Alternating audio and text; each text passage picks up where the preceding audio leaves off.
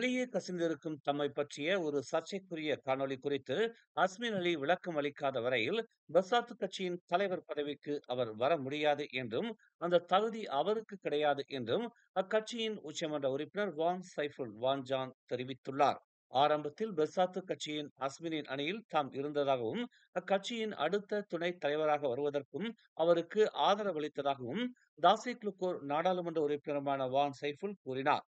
அஸ்மினை கட்சியின் தலைமைச் செயலாளராக பெர்சாத்து தலைவர் மொஹிதீன் யாசின் நியமித்த போது அம்முடிவையும் தாம் ஆதரித்ததாக அவர் குறிப்பிட்டார். ஆனால் அஸ்மின் சம்பந்தப்பட்ட காணொளி ஒன்று வெளியானதால் தமது கருத்தை தாம் மாற்றிக் கொண்டதாகவும் பெர்சாத்து தலைவராக பொறுப்பேற்கும் அருகதை அவருக்கு கிடையாது என்றும் வான் சைஃபுல் கூறினார். கடந்த 2019ஆம் ஆண்டில் ஆபாச காணொளி ஒன்று வெளியானது. அதில் அஸ்மின் அலி போன்று தோற்றமளிக்கும் ஒருவர் காணப்படுகிறார்.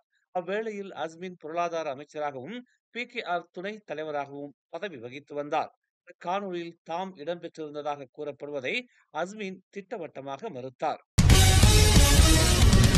நகரங்களுக்குள் நுழையும் தனியார் வாகனங்களுக்கு கட்டணம் விதிக்கும் எண்ணம் அரசாங்கத்துக்கு இல்லை என்றும் அது மக்களுக்கு சிரமத்தை கொடுப்பதாக இருக்கும் என்பதே இதற்கு காரணம் என்றும் பிரதமர் டதஸ்ரீ அன்வார் இப்ராஹிம் தெரிவித்துள்ளார்.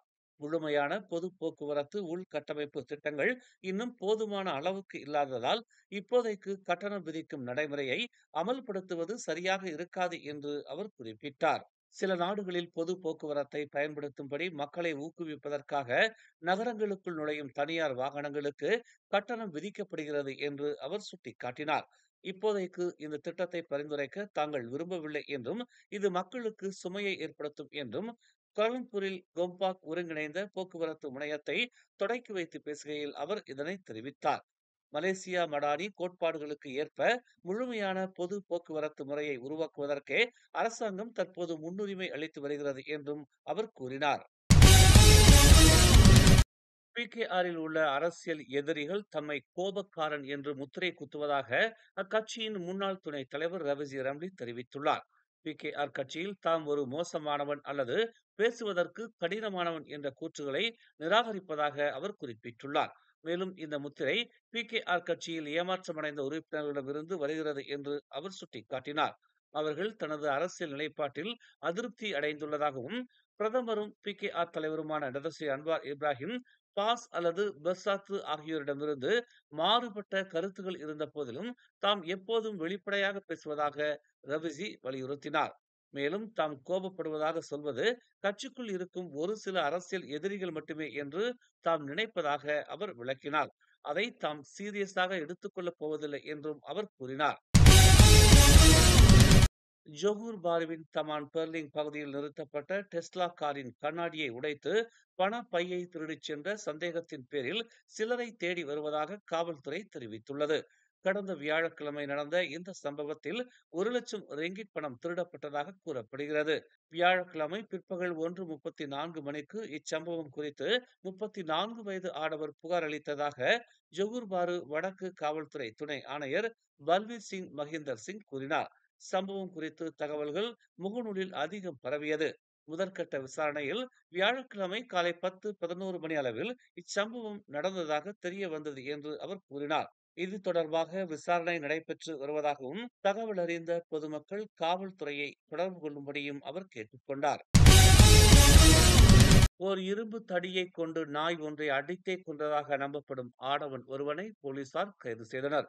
இக்கொடூரச் சம்பவம் சம்பந்தப்பட்ட காணொளி பரவலாக பகிரப்பட்ட பின்னர் கடந்த செப்டம்பர் 19ஆம் தேதி மங்களம்பு போலீஸ் நிலையத்தில் புகார் செய்யப்பட்டிருந்ததாக ஈப்போ போலீஸ் தலைவர் அபாங் ஜைனால் அபிடின் தெரிவித்துள்ளார்.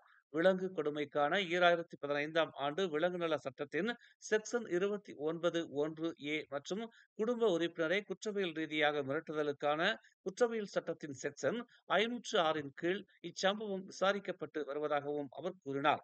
விசாரணை முடியும் வரை அந்த ஆடவர் தடுத்து வைக்கப்பட்டுள்ளதாக ஜைனால் அபிடின் கூறினார்.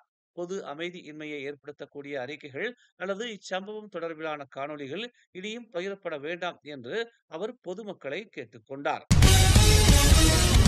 அரசாங்கம் பூடி 95 முயற்சியை முழுமையாக அறிமுகப்படுத்துவதால் மானியம் இல்லாத ரோன் 95 பெட்ரோல் விலை இன்று முதல் லிட்டருக்கு 2 வெள்ளி 60 காசுக்கு விற்கப்படும் என்று தெரிவிக்கப்பட்டுள்ளது. பூடி 95க்கு தகுதி பெறாதவர்களுக்கு, குறிப்பாக வெளிநாட்டினருக்கு மட்டுமே இது பொருந்தும் என்று அறிவிக்கப்பட்டுள்ளது. மானியம் இல்லாத ரோன் 95க்கான இந்த விலை அக்டோபர் மாதம் முழுவதும் நிர்ணயிக்கப்படும் என்றும், எண்ணெய் சந்தையில் உலகளாவிய ஏற்ற இறக்கங்களின் அடிப்படையில் மாற்றங்கள் பின்பற்றப்படும் என்றும் நிதி அமைச்சு தெரிவித்துள்ளது. இதற்கிடையில் பூடி 95க்கு தகுதி உள்ள மலேசியர்களுக்கு ரோன் 95 லிட்டருக்கு 1 வெள்ளி 99 காசுக்கும், பொது போக்குவரத்து மற்றும் நில சரக்கு போக்குவரத்து துறைகளுக்கு லிட்டருக்கு 2 வெள்ளி 5 காசுக்கும் விற்கப்படும். ரோன் 97 ரக பெட்ரோல் விலை லிட்டருக்கு 3 வெள்ளி 21 காசாகவும், டீசல் தீபகற்ப மலேசியாவில் லிட்டருக்கு 2 வெள்ளி 93 காசுக்கும், கிழக்கு மலேசியாவில் லிட்டருக்கு 2 வெள்ளி 15 காசுக்கும் தொடர்ந்து விற்கப்படும். இந்த விலைகள் அக்டோபர் 8ஆம் தேதி வரை அமலில் இருக்கும் என்று தெரிவிக்கப்பட்டுள்ளது. மேலும் செய்திகளை தெரிந்து கொள்ள தமிழ் மலர் நாளிதழை பாருங்கள். உடனுக்குடன் செய்திகளை தெரிந்து கொள்ள தமிழ் மலர் இணையதளம், தமிழ் மலர் செயலி மற்றும் மலர் டிவி யூடியூப் சேனலை வலம் வாருங்கள். எங்களோடு இணைந்திருக்க மலர் டிவியை பதிவு செய்து கொள்ளுங்கள். உறவுகள் மகிழ்ந்திட விருப்பம் மற்றும் பகிர்வு சேவையை சொடுக்கிடுங்கள்.